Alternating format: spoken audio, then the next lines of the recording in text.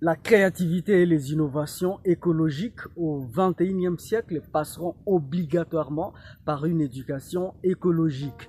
Bienvenue, chers amis, et bonjour dans ces nouveaux capsules dans lesquelles je vous propose que nous puissions faire une promenade d'éducation écologique inédite à l'est de l'Afrique.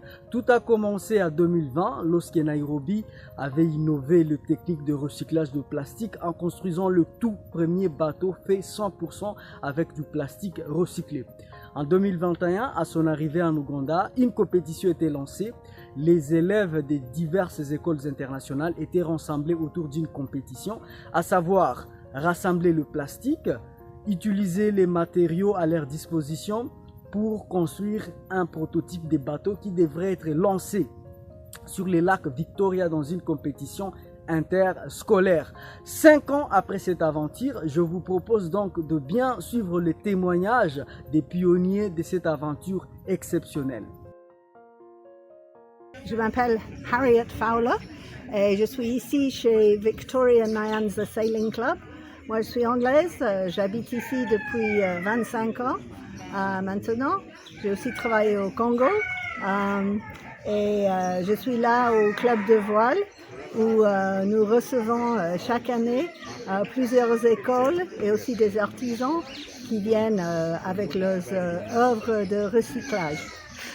On a commencé en 2021 quand il y avait un bateau entièrement recyclé de plastique qui s'appelait Flip Floppy, qui est venu du Kenya. C'était construit avec de la plastique qu'ils ont récolté sur les plages à l'est de Kenya, à Lamu, et ils ont construit un gros bateau, un dhow à voile. Et ils l'ont amené à Kisumu au Kenya pour faire le tour du lac Victoria pour parler des dangers, des problèmes de pollution de plastique dans le lac. Donc ces premières années, quand ils sont venus ici, nous on a organisé ici au club de voile avec Seven Hills International School. Nous avons organisé un concours entre des écoles qui devaient construire un bateau ou quelque chose qui flotte pour l'amener ici au lac, au club de voile, pour une course entre les écoles. Et nous, on l'a fait chaque année depuis, sauf on a sauté une année à cause de Covid. Mais donc, cette année, c'est la 5e année qu'on a fait ça.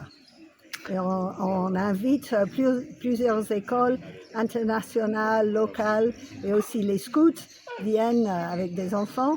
Donc, cette année, on a eu 7 bateaux dans le lac avec 7 équipes pour la course.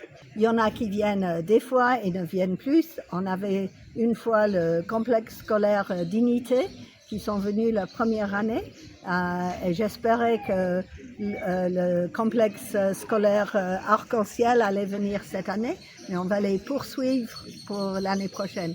Mais on a progressé pendant les années. Les bateaux sont beaucoup mieux qu'au début. Les enfants étaient sur le bateau parce que quand on a commencé, c'était difficile parce que, en effet, de construire un bateau, on doit vraiment y penser, on doit essayer et on doit faire des changements. Mais aujourd'hui, tous les bateaux qui ont participé ont fait très bien. Et aussi, on a des bateaux qui déjà ont 4 à 5 personnes sur le bateau. Alors ça veut dire que la construction a amélioré sur les temps.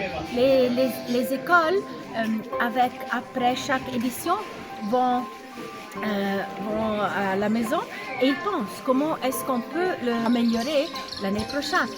Chaque école a un peu un dessin différent, alors on voit qu'est-ce que les autres font et on y pense. Comme ça, on améliore et c'est comme ça que pendant toute l'année, les enfants vont penser au fait qu'on ne va pas jeter les plastiques, on va tenir les choses qu'on pourrait utiliser.